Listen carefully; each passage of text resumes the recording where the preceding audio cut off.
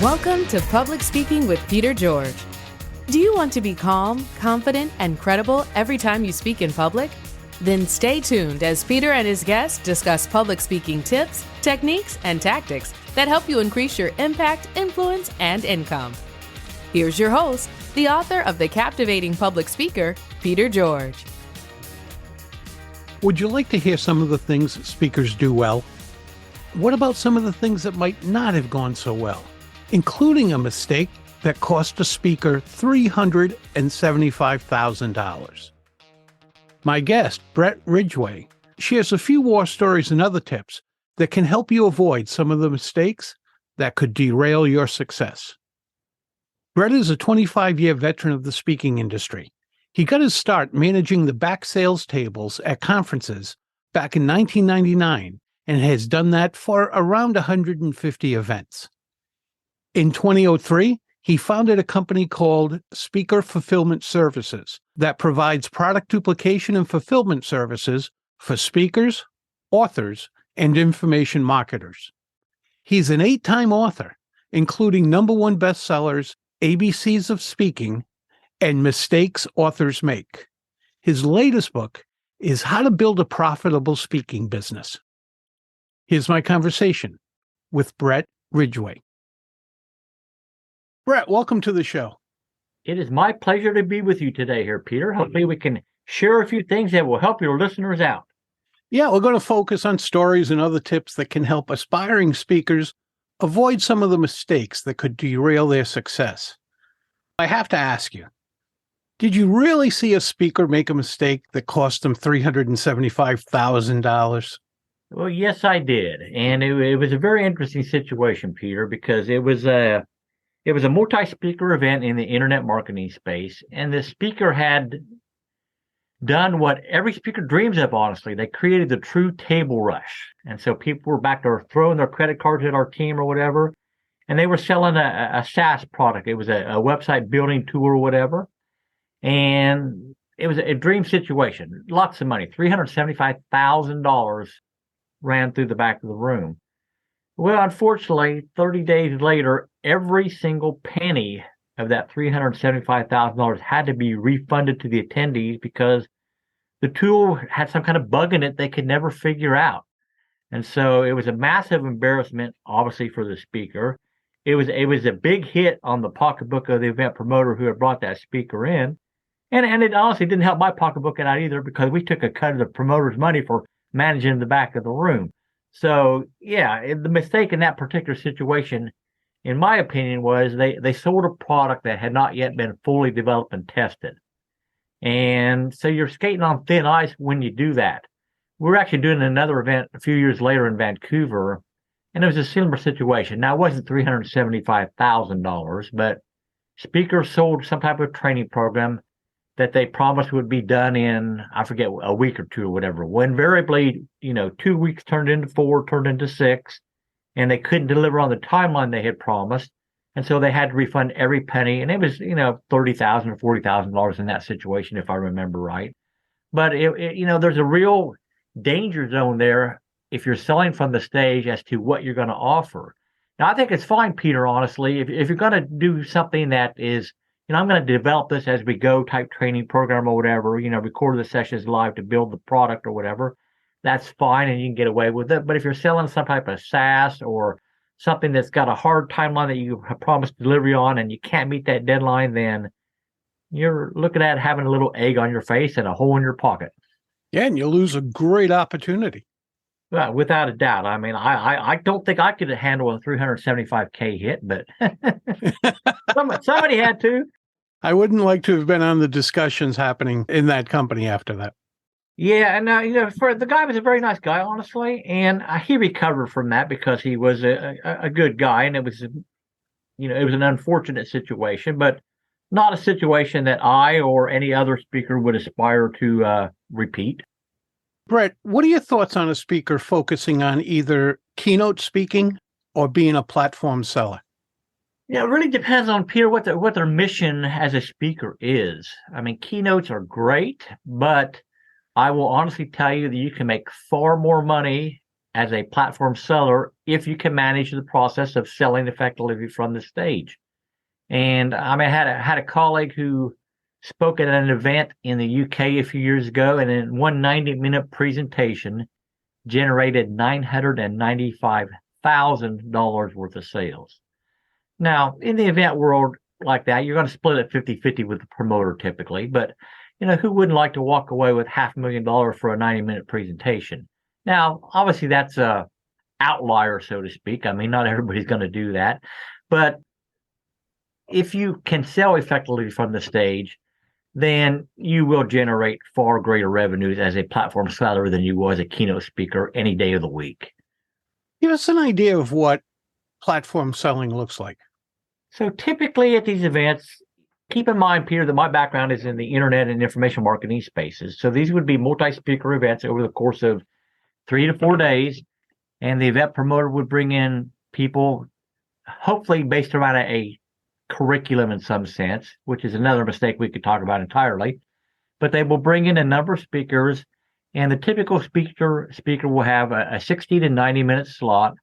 And it's expected that 80 to 85% of the time they'll be delivering valuable content to the audience. And then the last 15% roughly, they're going to do their pitch, their offer, whatever their back-end product or service is. And these days, the event promoters are looking for speakers that are going to come in with a price point of, $1,000 or $2,000 back-end product. They don't want you selling a $20 book from the stage because there's really no money in it for them.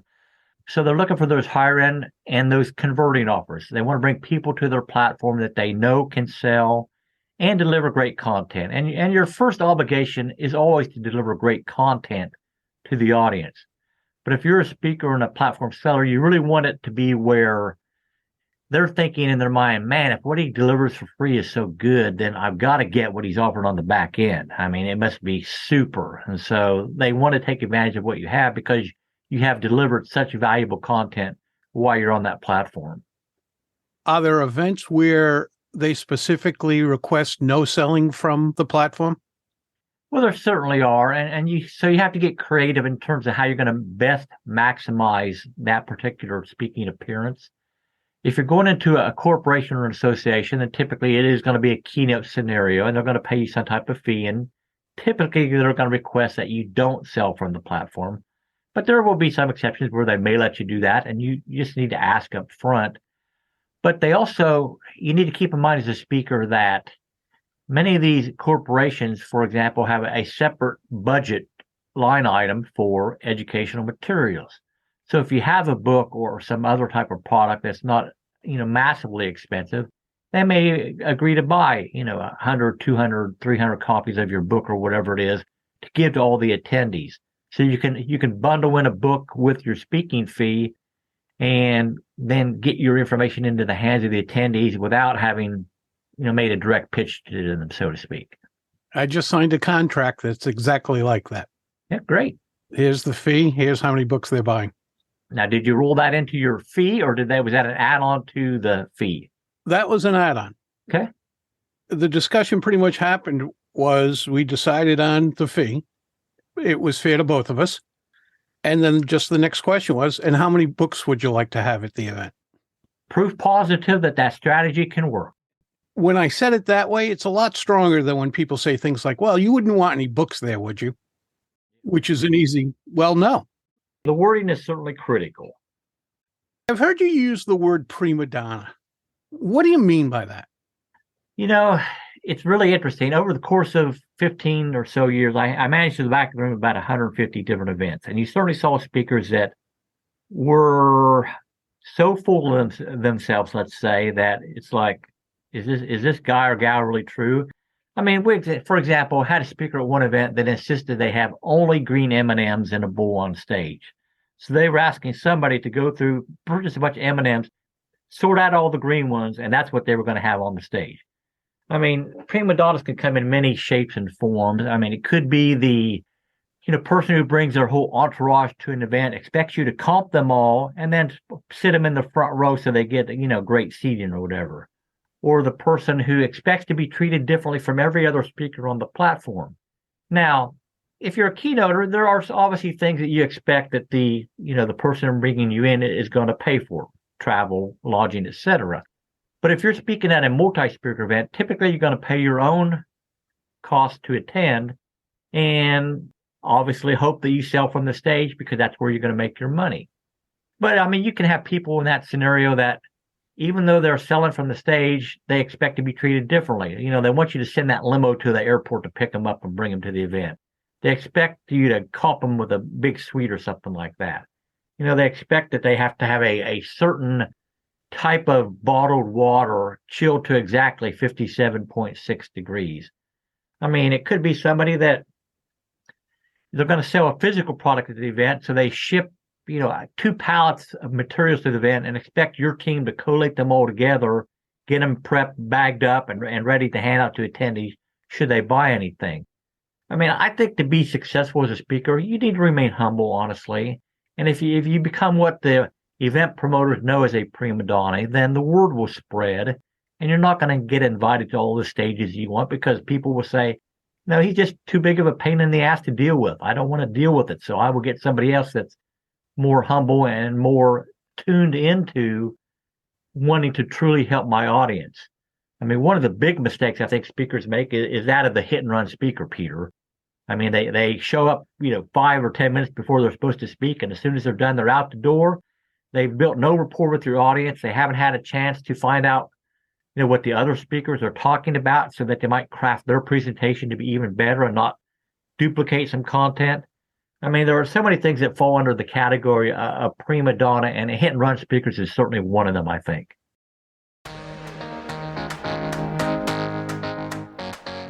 Are you ready to be the captivating public speaker you've been striving to be? Then schedule your free call with Peter at petergeorgepublicspeaking.com/call. Again, that's petergeorgepublicspeaking.com/call. Now, back to Peter and his guest. Speaking about the hit and run, I'm a firm believer. You get there early, you start to build relationships, you stay later if you can. Sometimes you can't. Sure. But if you can, I think it's so much more valuable to stay, have dinner, build those relationships, and you'll get more out of that than, hey, I'll save a little time getting home. No doubt about it. And I think, honestly, that relationships are your most important business capital. It's not your website. It's not your signature speech. It's not your logo or whatever. It's your relationships. I was able to build a multi-million-dollar fulfillment company entirely off of relationships. People I met at events that we become clients and refer other clients. No proactive advertising whatsoever, but it was all about relationships. And you've got to nurture those relationships. You truly have to come at it from a giving standpoint. What can I do to help them out? And then it'll come back to you tenfold. If you go with the mindset, well, what can they do for me? And if there's not something they can do for me right now, I'm not interested in getting to know them or talk to them, then you're shooting yourself in the foot, and you won't have the success that you could have. What are some of the other mistakes you've seen speakers make? A few years ago, we were handling the product launch for somebody in the Forex space, foreign exchange currency. And so they had put together a new product that they were launching. And about 3 or 4 hours into the first morning of their launch, their merchant account suddenly got shut off. Well, they had simply failed to pick up the phone and make a phone call to the merchant account provider and say, hey, we're doing a product launch, so we're going to be running a lot more than normal through the account. Because most people don't realize when you set up a merchant account, you're going to define an average ticket price and you're going to define an expected volume per month or whatever. And when you suddenly have a massive skyrocketing of the sales, well, the merchant account provider is thinking, is this a fraud situation or whatever? And so they cut them off. And in that particular situation, I would estimate that client, based on the previous launches we had handled with them, lost out on $300,000 or $400,000 worth of sales simply because they not picked up the phone and called somebody ahead of time to let them know that they were doing a launch. Wow. We learned that the hard way many years ago. When I say when we had a publishing company, my wife was my partner in the company, and we were at a major event. And back then it was really, we're talking the early 90s. It was really tough for a small company to get a merchant account. Mm-hmm. We had a limit. I think it was a daily limit of $3,000. It was not high. And we went to an event and it got shut off at $3,000, and we had a line of people there to buy books. Oh, man. Wasn't $300,000 or $400,000. Still, people are disappointed. You're just looking at them walk away, and as they walk away, so did all the money. I would have had some manual forms to have them fill out or whatever. Go ahead and give them the book and then process the cards the next day or whatever. Yeah, we saved some, but a lot of people turned around because it was taking more time. Yeah. Bret, when people who are dealing with the public, when you're thinking about artists, musicians, and speakers, one of the most important things they can do is build a following. What are some of the do's and don'ts of speakers building a following? Well, the first thing is start way earlier than you think you should start. I mean, for example, when authors are launching a new book, they tend to wait till they get the book done and, are getting it printed or published before they start trying to market it at all. And so if you're, launching a speaking career or putting it out on a new book, then you need to start list building 6 months, a year in advance of the actual launch date of whatever that thing is. So you've got to figure out what can you offer to people that would be of interest to them. Some people call it a lead magnet, some people call it an ethical bribe or whatever, but you got to start building that list of people who follow you. You got to be putting out content on social media, valuable content, tips, guidelines, checklists, things like that would interest people so that they can get into your world. And it takes time. I mean, it's not a quick process to build a list, honestly, unless you have some magical secret, Peter, that I don't know about or whatever. But, it takes time. And it's one of those things where we talked about relationships earlier. You need to nurture that list and make sure that you're continuing to deliver content and staying in front of them in some way so that they don't forget about you. And you got to be careful with how you communicate with that list. I was having lunch with a colleague a few years ago, and he had built a list up of like 55,000 people in the financial services sector. And he decided for some reason he was going to bring in an internet guru to help him craft a new email campaign. Well, you got to remember that when you're communicating with your list, that's part of your brand, and you're building up an expectation of how you're going to communicate with them, the tone of the messages, the frequency, etc. Well, when he brought this guru in, they crafted a very hard-hitting campaign that he sent out right away without a lot of forethought, and it started to happen immediately. Unsubscribe, unsubscribe, unsubscribe. When all was said and done, a list of 55,000 people became a list of just 5,000 people. And so he killed his list. And so the lesson here, I think, is, if you're going to have anybody come in and help you with your brand, your communications or whatever, you better give them a thorough understanding and training on how you've communicated with that list in the past. What has the tone been? What is the frequency been, et cetera? And I think you need to transition over to, a more hard-hitting message if you want to go that direction, but you just do it in one fell swoop, with a disconnect with his audience, his followers, and most of them were gone. How important is it to be consistent, both in building your list and communicating with your list? Critically important. And it's one of those things that I struggle with myself to some extent, Peter, is like, you're on Facebook, you're on Instagram, you're on LinkedIn, you're on Twitter, you're on whatever, Snapchat, TikTok, whatever platform, and don't try to do them all, pick maybe 3 or 4 at the most that you're going to do. And ideally you have a VA or a team to help you put out that content, but you got to be consistent in that content posting. You got to be sharing things, whether they're getting used to you communicating with them daily, multiple times a day, once a week, once a month, whatever. You need consistency is important. I mean, they always talk about advertising. Consistency is a lot more important than anything else because it takes time to build that rapport and then to understand your message and want to get into your world even deeper. So you can't underestimate the importance of being consistent with your messaging. Consistency is key. Yeah, I definitely think that's true. I had a guy who tell me one time, and I've got to try to word this the correct way. He said, nothing is worse than running fast in the wrong direction. So, you got to weigh that direction versus the consistency equation fully to figure out, when is it time to make a U-turn or whatever. But yeah, consistency is without a doubt top of the list. I don't want to do anything wrong over and over again. And I don't even like the saying where people say, just keep speaking, you'll become a great speaker. Well, no, that's kind of like saying, just keep skiing and you'll be in the Olympics. It doesn't work that way. You have to do it right. But getting out there and doing it is the start. Well, without a doubt. Now, let me ask you this question, Peter. So when somebody becomes a speaker, do you think they should speak any chance they can get, or do you think they should pick and choose where they speak? I think they should speak as often as they can where it makes sense to. Okay. And I believe it's like anything else. You consistently sharpen the saw. As you can see over my shoulder, there's a Yankee hat sitting up on the shelf there. And you take any great player. So I'm going to take Derek Jeter. Derek Jeter hit over 300 in his lifetime. But what did he do just about every day? Took batting practice. Mm-hmm. We do that. We constantly sharpen the saw when things matter. So should they speak often? Yes. Should they speak at the appropriate places? Yes. But I believe they should get out there and speak. I also believe you can be a tremendous speaker. And if you don't keep that saw sharp, it'll degrade. You won't be as sharp as you were the last time you spoke. I totally agree. I'm not the world's most eloquent speaker by any stretch of the imagination. But I was going to an event to speak a few years ago, pre-COVID, and for whatever reason, I hadn't spoken in a year or two or whatever. And man, I was rusty. It was noticeable to myself that, yeah, Bret, you need to spend more time practicing, and, as you say, keeping that saw sharp. And I hadn't done it and paid the price, honestly. Yeah, it's just the way life is. We'd like to think it's different, just the way life is.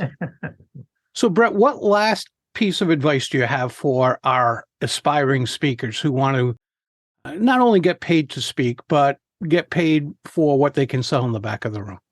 One of my biggest regrets and mistakes that I've made in my speaking career, Peter, is honestly, not doing what I'm doing 10 years ago, not having the courage to step out there and be more full-time as a speaker and all that.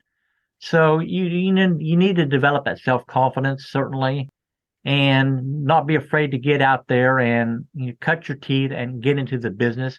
But remember that one of the hardest lessons is that old school of hard knocks. And so if you're truly thinking about becoming a speaker, then you need to find somebody like Peter or others that, can help mentor you along that process, because you will end up invariably spending far more time and far more money making mistakes, trying to do it all yourself, versus finding a mentor who's been down that path before and can lead you.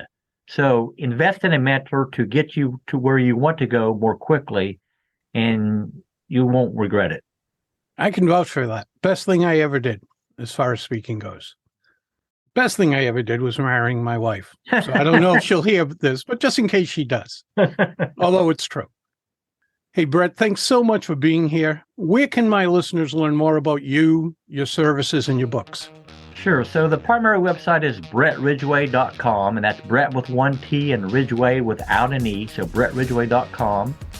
And then I also would invite people to check out my podcast, Peter, which is called Spotlight on Speaking, where I interview public speakers about their speaking journey, their key success, and mistakes that they made along the way. And that's at SpotlightOnSpeaking.com. I'll have both those in the notes. Bret, again, thanks so much for being here. Thank you, Peter. That's a wrap of another episode of Public Speaking with Peter George. Be sure to tune in again for a conversation with another public speaking expert. And remember to use the link in the show notes to go to Amazon and check out Peter's acclaimed book, The Captivating Public Speaker.